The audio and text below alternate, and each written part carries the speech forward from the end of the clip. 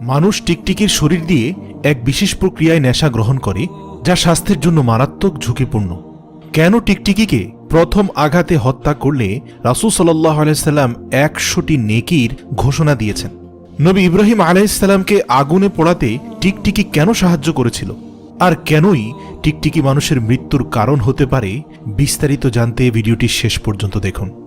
উম্মে শরীক রাদিয়াল্লাহু তাআলা আনহু থেকে বর্ণিত, রাসূল সাল্লাল্লাহু আলাইহি ওয়াসাল্লাম টিকটিকি হত্যার আদেশ দিয়েছেন। তিনি বলেছেন, ইব্রাহিম আলাইহিস সালামকে যখন আগুনে নিক্ষেপ করা হয়েছিল, তখন এই টিকটিকি ফু দিয়ে আগুন জ্বালাতে সাহায্য করেছিল। বুখারী এবং মুসলিম শরীফে হাদিসটি রয়েছে। টিকটিকির এই শয়তানি তৎপরতায় রাসূল সাল্লাল্লাহু আলাইহি ওয়াসাল্লাম তাকে হত্যা করার আদেশ দিয়েছেন। অপরদিকে হযরত ইব্রাহিম আলাইহিস সালামের উপর প্রজ্বলিত আগুন নেভানোর উদ্দেশ্যে ব্যাঙ সেখানে পেশাব করেছিল, যাতে আগুন নিভে যায়। তাই ব্যাঙ হয়ে গেল পবিত্র, আর টিকটিকি হয়ে গেল মানব জাতির জন্য ক্ষতিকর একটি প্রাণী, যাকে হত্যা করা সওয়াবের কাজ। রাসূলুল্লাহ সাল্লাল্লাহু আলাইহি ওয়াসাল্লাম তিনি টিকটিকি হত্যার আদেশ দেওয়ার পর থেকে আয়েশা রাদিয়াল্লাহু তাআলা আনহা টিকটিকি হত্যা করা শুরু করেন। হাদিসে বর্ণিত রয়েছে, মা আয়েশা রাদিয়াল্লাহু তাআলা আনহা ঘরের মধ্যে টিকটিকি মারার জন্য একটি বিশেষ বর্শা রাখতেন। এছাড়াও রাসূল সাল্লাল্লাহু আলাইহি ওয়াসাল্লাম বলেছেন, 5 প্রাণী তোমাদের জন্য ক্ষতিকর: ইঁদুর, বিচ্ছু, চিল, কাক এবং পাগলা কুকুর।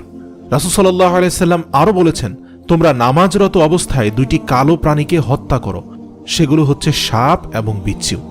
যে ব্যক্তি প্রথম আঘাতে টিকটিকি মারবে তার জন্য রয়েছে 100 সওয়াব, দ্বিতীয় আঘাতে মারলে তার চেয়ে কম সওয়াব, এবং তৃতীয় আঘাতে মারলে তার চেয়েও কম সওয়াব।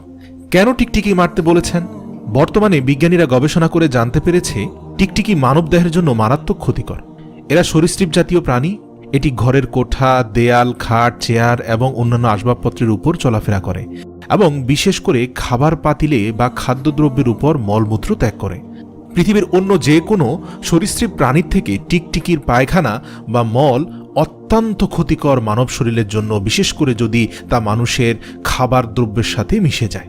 আর টিকটিকি তো খাদ্যদ্রব্যের উপরে চলাচল করতে পারে, তখন তারা খাবারের মধ্যে তাদের বিষাক্ত লালাও ফেলে থাকতে পারে। এতে মানুষের মৃত্যু ঝুঁকি রয়েছে।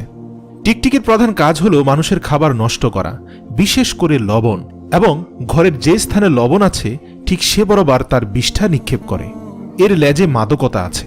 আপনারা অনেকেই জানেন না, পৃথিবীর অনেক বড় বড় নেশাখোররা টিকটিকির লেজকে পুড়িয়ে তা দিয়ে নেশা করে, এবং এই নেশা একবার উঠে গেলে তখন টিকটিকির জন্য তারা পাগল হয়ে খুঁজতে থাকে।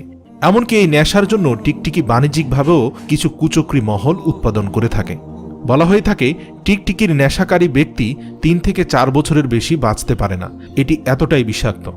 এটি একদিক থেকে নানাভাবে মানুষের জন্য ক্ষতি